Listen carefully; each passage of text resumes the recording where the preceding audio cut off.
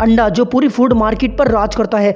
India ने 2020 में 114 billion से भी ज़्यादा अंडे प्रोड्यूस किए थे, जो कि पूरे वर्ल्ड में तीसरे नंबर पर है। लेकिन क्या आपको पता है पोल्ट्री फार्म में मुर्गियों से किस तरीके का उपयोग करके अंडे लिए जाते हैं? जानने के बाद आपके अंडे के लिए सोच बदल जाएगी। बने रहिए वीडियो के आखिर तक। जब भी प्रोटीन की बात आती है तो हमें सबसे पहले याद आता है अंडा, और ज़्यादातर बॉडी बिल्डर्स की पहली पसंद अंडा ही होता है। और हो भी क्यों ना, अंडा उनकी प्रोटीन की रिक्वायरमेंट को काफ़ी हद तक पूरा करता है।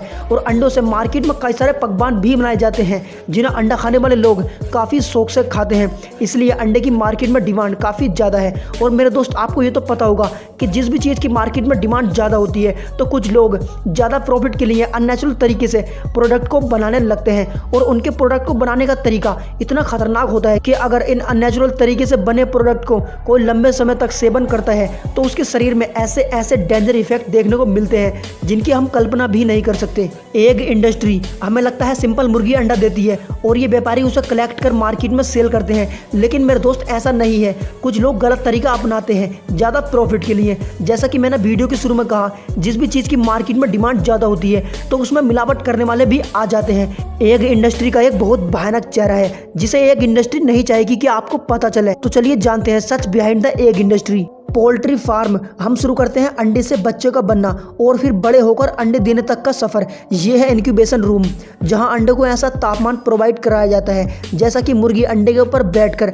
गर्म रखती है। और इस इंक्यूबेशन रूम में अंडे को 20 से 22 दिन बिताने पड़ते हैं। फिर अंडे से चूजा जन्म लेता है। चूजा यानी मुर्गी का बच्चा। अब ये बच्चा मुर्गा भी हो सकता है और मुर्गी भी। इन्हें दो भागों में अलग कर दिया जाता है। जो चूजा मुर्गा है उसे अलग कर दिया जाता है और जो चूजा मुर्गी है उसे अलग कर दिया जाता है। और अलग करके मुर्गों को बेस्ट समझा जाता है क्योंकि इन्हें अंडे चाहिए और मुर्गा अंडा देता नहीं, इसलिए मुर्गों को बेरहमी से मार दिया जाता है या फिर कुछ को इस तरीके से कूड़े के ढेर में फेंक दिया जाता है। अब बात करते हैं जो चूजा मुर्गी निकलता है। जो चूजा मुर्गी निकलता है उसका खौफनाक सफर अब शुरू होता है। इन मुर्गियों को पोल्ट्री फार्म में रखा जाता है। अब इन्हें अपनी पूरी जिंदगी पोल्ट्री फार्म में गुजारनी पड़ेगी, जहां इनसे रोजाना अंडे लिए जाएंगे। पोल्ट्री फार्म में मुर्गियों को छोटे छोटे दरबों में रखा जाता है, जहां पर ये अपने पंख तो फैलाना दूर की बात, ठीक से हिल भी नहीं पाते। ये दरबे लोहे के तार के बने जालनुमा आकृति के होते हैं जिनमें उनके पैर भी फंस जाते हैं। और कई बार तो उन्हें अपनी पूरी जिंदगी एक जगह पिंजरे में खड़े होकर गुजारनी पड़ती है। अक्सर ऐसे तनाव में मुर्गी एक दूसरे को चोंच मारकर जख्मी करते हैं।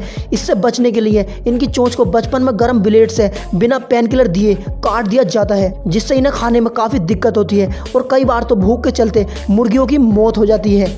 और मरी हुई मुर्गी में भी ये लोग प्रॉफिट कमाना नहीं छोड़ते। इन्हें एनिमल प्रोडक्ट बनाने के लिए बेच दिया जाता है। नेचुरली एक मुर्गी साल में सिर्फ 15 से 20 ही अंडे दे सकती है, लेकिन पोल्ट्री फार्म में कोई भी मुर्गियों का प्राकृतिक रूप से अंडे देने का इंतजार नहीं करता। इसलिए इन्हें बारी बारी से अननेचुरल तरीके से अंडे देने के लिए तैयार करके इनसे साल में 200 से 300 अंडे लिए जाते हैं, यानी कि उनकी नेचुरल कैपेसिटी से लगभग 30 गुना ज़्यादा। इसी वजह से इन मुर्गियों की हड्डियाँ कमज़ोर हो जाती हैं और ये ठीक से अपनी टांगों पर भी नहीं खड़ी हो पाती। तो कुछ इस तरीके से पोल्ट्री फार्म में मुर्गियों से इतनी क्रूरता से अंडे लिए जाते हैं। अब एक सवाल आपसे, क्या ये अंडे हेल्दी हैं? क्योंकि मुर्गी की नेचुरल कैपेसिटी से ज़्यादा अंडे लेना ड्रग्स के द्वारा और कई सारे अननेचुरल तरीकों से, तो कहीं ना कहीं ये सवाल जरूर खड़ा होता है, क्या ये अंडे सेहत के लिए फ़ायदेमंद हैं?